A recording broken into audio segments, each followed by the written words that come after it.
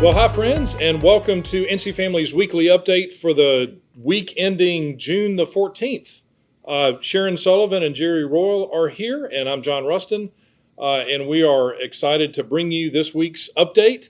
It was a fairly busy week down at the General Assembly with some positive developments. One of the things that the legislature has done, both houses are actually moving on a proposal to essentially ban tianeptine, which is also referred to as gas station heroin. It's one of these drug derivatives that is very addictive, and from what we heard in the legislature and testimony this week, has some of the same properties as heroin, or the same results when people ingest it. And so they are seeking to list that as a controlled substance, which would essentially get it off of shelves in convenience stores.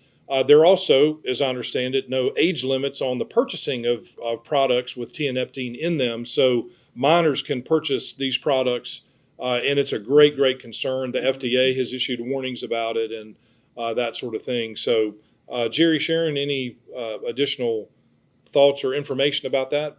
Well, I believe that last week we reported that 18 was what they were looking for as far as age to be able, with the bill that they're moving through the Senate, to be able to have kids buy it, minor or anyone 18 and over. Now they've moved that to 21, the age of 21, which I'm very pleased with. I think 18 is still pretty young, and they're still congregating around schools at that age and stuff. So I'm pleased with that. Yeah. And I think that's relating to all these other substances.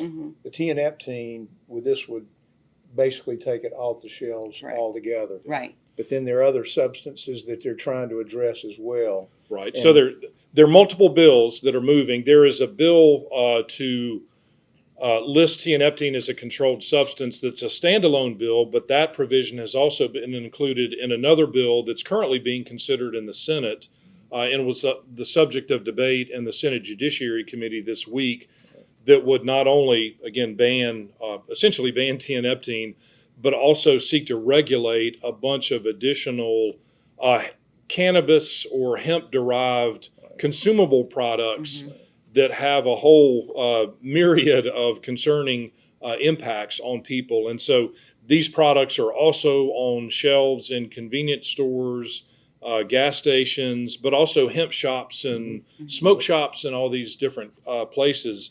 And so those are cannabis or hemp-derived products as well as kratom. And so Jerry and Sharon, tell us a little bit about, we've talked about tianeptine, and I know that last week you all discussed this bill, but it's kind of taken on a different form. Tell us a little bit about the developments this week on that. Yeah, I think as more and more members are becoming informed, and just the public, about the realities of what's going on. The original form of this bill actually passed last year in the House by a unanimous vote. But I think the more information people are finding, the more they're trying to tighten things up. From our perspective, the ideal would be to prohibit all of these substances. Absolutely. But as the reality in legislation is, sometimes you have to realize, okay, what progress can we make, which is better than leaving things as they are. And I think that's what we continue to hear from members. But the good news on this proposed legislation is this: they said the other day, it's like version 15. I think they continue to tighten it up. Again, we'd like to tighten it up so they're all gone. But what they're doing, like you say, they've now listed, tianeptine they were already looking at. But now this week, they're adding kratom as another that's going to become a controlled substance, which again, to limit or take away any access to these products is what we all want to do. Certainly. Yeah. So that's a positive development, and it is continuing to move through the legislative process, and we'll certainly keep you up to date on that. But another announcement that was made this week, looking ahead at next week, is that the Speaker of the House, Tim Moore, has suggested that the House is actually going to roll out its version of the budget next week, and it could even be on the House floor on Wednesday and Thursday for votes. We'll see if that happens, but this is the first real significant and formal announcement that we've heard made about the budget bill moving forward. Of course, the state's fiscal year begins on July 1st, and so they're just a couple of weeks before then. But we had announced actually a couple of months ago, I think, that there was a expected surplus in the state budget for this year that's actually about $1 billion with a B. And so we're hearing discussions between House and Senate leadership that they're not necessarily on the same page with either spending or holding those funds. It sounds like the House wants to provide teacher raises and state employee raises, and also provide funds for the growth or expansion of opportunity scholarships to meet the waiting list that exists now. The Senate seems to be in agreement on the opportunity scholarship, but they don't want to spend the entire $1 billion surplus. And so, both the House and the Senate, although they're majority and supermajority Republican, they have different priorities. And so we're seeing that discussion and the battle at least taking place in the media. I'm sure there are lots of discussions going on behind the scenes. But this is good news that the budget bill is looks like it's going to be moving forward and potentially next week. Mm-hmm. Jerry, any? Yeah. Yeah. Well, I guess, we've heard, I get two different messages in recent weeks. At one point, it looks like the budget process is moving along, which I think it's primarily the leaders in the House and the Senate getting together. And then we heard, well, things maybe weren't moving as quickly, but they were still moving. Well, I don't know how much to read into this latest news, but apparently the leadership in the House and the Senate have not been able to reach an agreement on how to move ahead. So the House has decided to move ahead with their version, and hopefully that will keep the process going. The Senate will take it up and make whatever adjustments, and then the whole conference report process. We hear a lot of rumors that the legislature, John especially with his wisdom, whenever we hear them, you kind of put them in the perspective of 20 plus years, and y'all go, here we're getting out, they're going to finish by the end of June, Yeah. maybe November. Well, hopefully it looks like it's going to be sometime in between those two. Yeah. Well, I think that's a good perspective and something that we always have to remind ourselves. And the rumors and questions about when's the legislature going to end, when's the session going to end, when are they going to get a budget, all of these sorts of things, they rarely pass the budget before the beginning of the state fiscal year. And so, as my father wisely often says, don't be blindsided by the obvious. We hope that the legislature will move with the budget, if it's a good budget, and pass it before July 1st. But more often than not, that does not happen. I remember 20-something years ago, a former Speaker of the House told me, with respect to the budget, he says there's this dance between the House and the Senate and sometimes the governor that has to take place. He said it's an ugly dance, but it's part of the process. And so, we just need to expect that. But again, we're going to be down there. Jerry, Sharon, you all are down at the legislature every day, and thank you for your great work, meeting with lawmakers, talking to them about that, advocating for good, solid, sound, biblically based policies. And I know y'all have had lots of meetings this week with members and, on some of the issues that we've talked about, but also some other issues that are kind of going on behind the scenes that we're working on. So appreciate y'all doing that. But there's a lot of activity. As always, we thank you for your support and your prayers, because that really helps to pave the way for what we're doing, and also your action. All of the stuff it's interesting on these drug issues are taking place with a backdrop of the ever-present bill that would legalize marijuana for quote-unquote medicinal purposes in North Carolina. Of course, that bill, Senate Bill 3, passed the state Senate last session and has been sitting in the House, and particularly the House Republican caucus, where a majority of members of that caucus have said, no, we don't want to move forward with this.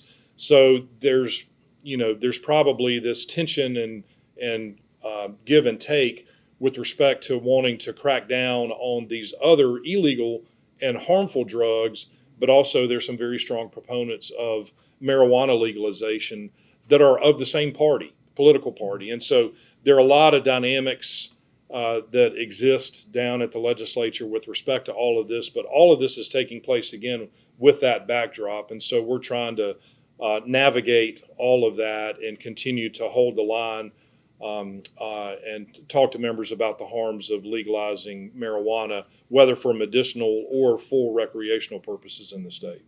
Yeah.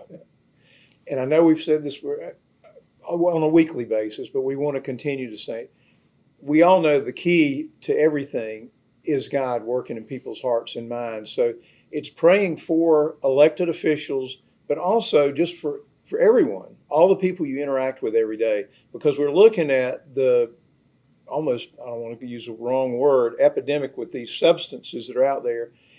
For God to work in people's hearts and minds, the demand for these products would go away. And that's all, that would be the Yes, best ideal. outcome.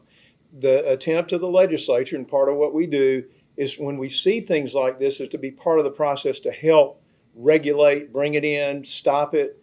But again, ultimately, it's praying that God will work in each of our hearts and minds to reach others, to encourage other believers, and for believers to come to know the Lord so that their hearts and minds will be changed as it relates to everyday life. How do I make it through everyday life? And we're seeing that just the number of these substances they're trying to list in these bills lets you know there's a serious problem. Yeah, definitely. Mm-hmm.